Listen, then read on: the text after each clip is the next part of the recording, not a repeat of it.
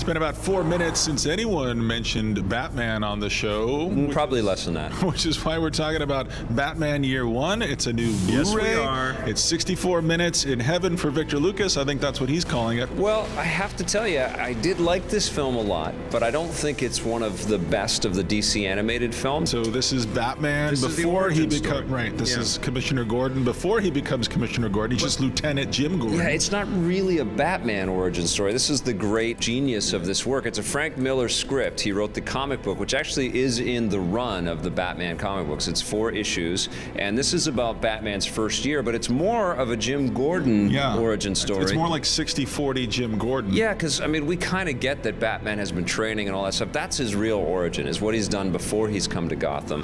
When he gets to Gotham, you know, he's a rookie, he's making mistakes, and we get to see a little bit of that. But what we don't ever really see in the confines of the comic books, the Batman books, is really what makes Gordon tick and what kind of a man he is. And we really get to dive into that. I was taught to handle worse than this. But then... That's why I love this work, but I have to tell you, as great as it is as an animated thing, I think the Mazzucchelli and Miller comic book and the collected series of that is better. It's more enjoyable Why to is it read. better? Just because you can kind of connect the animation in your mind. You kind of tell the story a little bit between the panels, and I like that a little more. That's exactly what I was thinking about while watching this. I don't read comics with the fervor that Vic does, for sure. And so I was just thinking, what is happening to comic books if they keep getting turned into these animated movies, and what advantages and disadvantages do comic book readers have by just watching the movie instead of reading the books, or, you know, by going back and forth? Well, I'll tell you one thing, Mazzucchelli's art, which this work is definitely influenced on, it's probably one of the coolest and darkest looking of the animated movies that DC and Warner Brothers have made together, but his artwork, Mazzucchelli's original stuff, is better.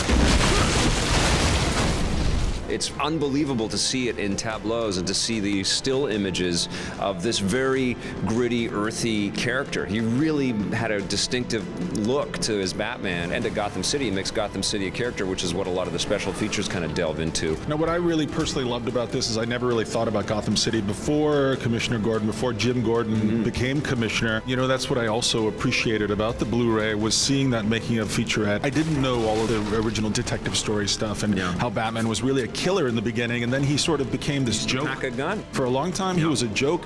But this isn't about healing. I'm not looking for closure. This is one of those moments where I feel the special features actually trump the content of the disc. For you, I'm sure it's a collectible. For me, not so much. What are you going to give this out of 10? I'm going to give it an 8. How about you? Gets a 6.5.